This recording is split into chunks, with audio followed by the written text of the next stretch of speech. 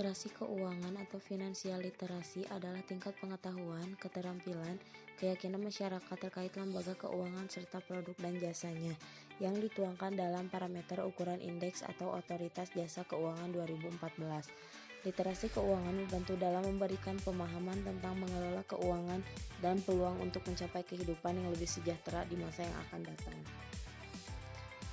Menurut Manurung 2009, literasi keuangan adalah seperangkat keterampilan dan pengetahuan yang memungkinkan seorang individu untuk membuat keputusan dan efektif dengan semua sumber daya keuangan mereka.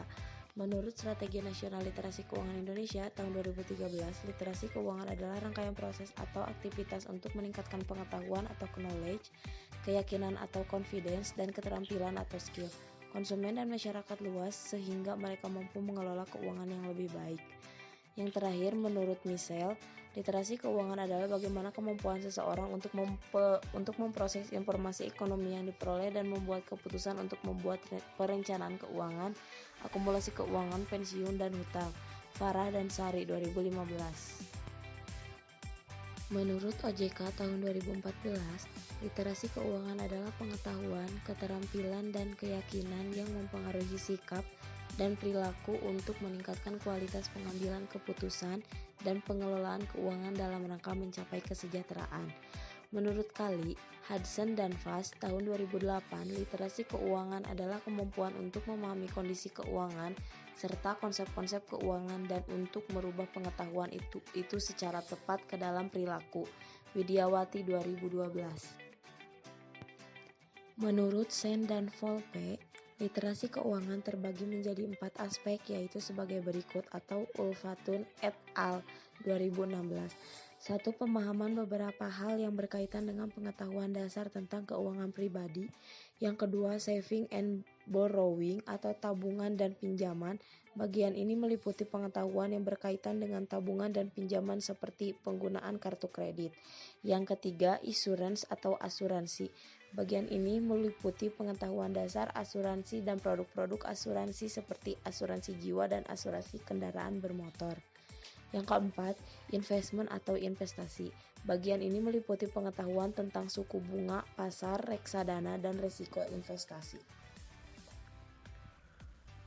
Sedangkan menurut Nababan dan Sadalia Budiono 2012, literasi keuangan terbagi menjadi 5 aspek pemahaman, yaitu yang pertama ada basic personal finance. Basic personal finance mencakup berbagai pemahaman dasar seseorang dalam suatu sistem keuangan seperti perhitungan bunga sederhana, bunga majemuk, inflasi, opportunity cost, nilai waktu, likuiditas aset, dan lain-lain. Kedua, money management atau pengelolaan uang. Money management mempelajari bagaimana seorang individu mengelola uang pribadi mereka. Semakin banyak pemahaman mengenai financial literacy, maka semakin baik pula individu tersebut mengelola uang pribadi mereka. Yang ketiga ada credit and debit management. Manajemen perkreditan adalah suatu rangkaian kegiatan dan komponen yang saling berhubungan satu dengan yang lainnya secara sistematis dalam proses pengumpulan dan penyajian informasi perkreditan suatu bank. Keempat ada saving and investment, tabungan, atau merupakan bagian dari pendapatan masyarakat yang tidak dipergunakan untuk kegiatan konsumsi. Sedangkan bagian dari tabungan yang dipergunakan untuk kegiatan ekonomi atau menghasilkan barang dan jasa yang menguntungkan disebut dengan investasi.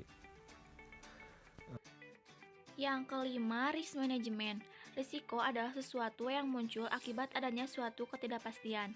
Manajemen risiko bertujuan untuk mengolah risiko sehingga kerugian yang dialami dapat diminimalisir atau keuntungan yang akan diperoleh dapat dioptimalkan. Menurut Australian Securities and Investment Commission, untuk mengetahui seberapa besar tingkat literasi keuangan seseorang dapat digunakan tolak ukur pengetahuan sebagai berikut. Yunikawati 2012, pengetahuan seseorang atas nilai suatu barang dan skala prioritas dalam hidupnya, penganggaran tabungan, dan bagaimana mengelola uang. Pengelolaan kredit, pentingnya asuransi dan melindungi terhadap risiko.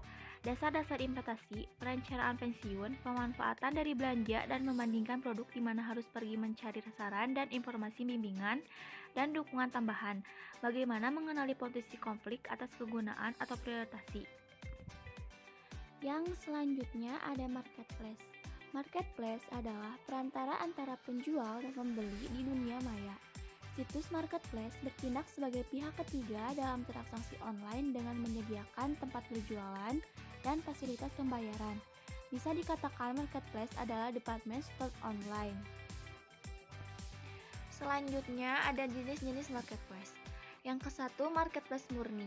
Kerja sama marketplace murni adalah ketika situs marketplace hanya menyediakan lapak untuk penjualan dan fasilitas pembayaran. Penjual yang melakukan kerjasama marketplace diberikan keleluasan lebih banyak dibandingkan kerjasama konsinyasi. Penjual berkewajiban untuk menyediakan deskripsi dan foto produk secara mandiri. Selain itu, penjual juga dapat menerima penawaran harga dari pembeli. Jadi, sebelum melakukan pembayaran, pembeli dapat melakukan penawaran harga kepada penjual. Setelah mendapatkan harga yang disepakati oleh kedua belah pihak, pembeli bisa mengirimkan sejumlah uang ke rekening yang disediakan oleh marketplace. Yang kedua, marketplace konsinyasi. Jenis kerjasama yang kedua adalah konsinyasi atau istilah mudahnya adalah titip barang. Jika penjual melakukan kerjasama konsinyasi dengan situs marketplace, ia hanya perlu menyediakan produk dan data informasi ke pihak marketplace. Salah satu contoh marketplace yang menyediakan kerjasama konsinyasi adalah Zalora. Contoh marketplace lain yang menggunakan jenis kerjasama ini adalah Berry-Berika. Yang selanjutnya, cara menggunakan marketplace untuk ekonomi. Perkembangan di dunia digital memudahkan pekerjaan manusia, termasuk dalam hal bisnis. Bisnis yang dulunya dilakukan hanya lewat media sosial, kini sudah bisa dilakukan di marketplace yang dirasa cukup aman dan nyaman dalam bertransaksi. Produk-produk yang dijual di marketplace juga lebih bervariasi sehingga konsumen bisa memilih barang yang terbaik untuk memenuhi kebutuhannya. Cara berjualan online di marketplace. Yang ke-1, menyiapkan produk yang akan dijual. Sebelum berjualan di marketplace, Anda perlu menyiapkan produk apa saja yang akan dijual. Kekhasan atau keunikan produk menjadi kunci utama untuk menarik minat para konsumen. Namun, Anda harus memperhatikan produsen produk tersebut sehingga saat produk habis di toko, Anda dapat merestock produk dengan cepat agar konsumen tidak menunggu terlalu lama. Yang kedua, mengenali kebutuhan konsumen. Kebutuhan tiap-tiap konsumen tentu berbeda.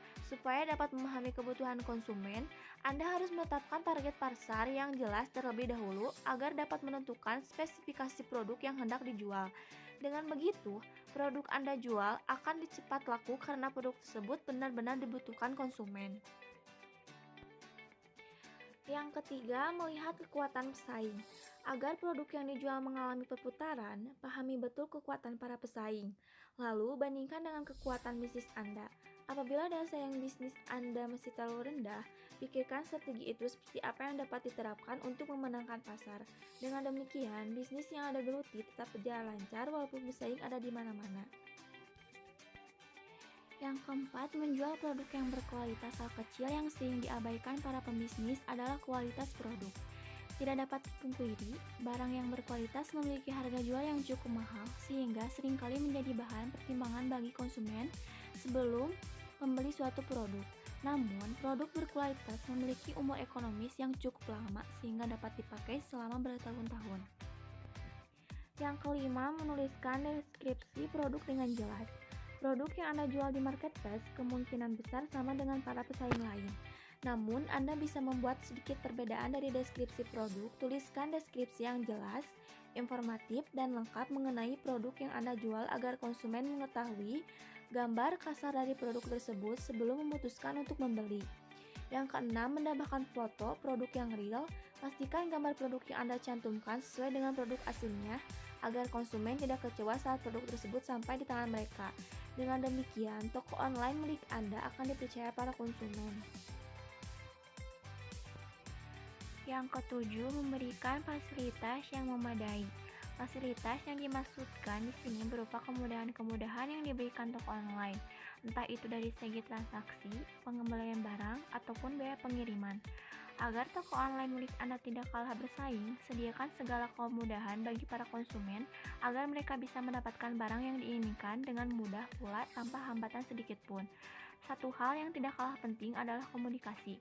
Bangun komunikasi yang baik dengan para konsumen tidak hanya dari segi bahasa yang digunakan, tapi juga dari segi kecepatan saat merespon pertanyaan konsumen.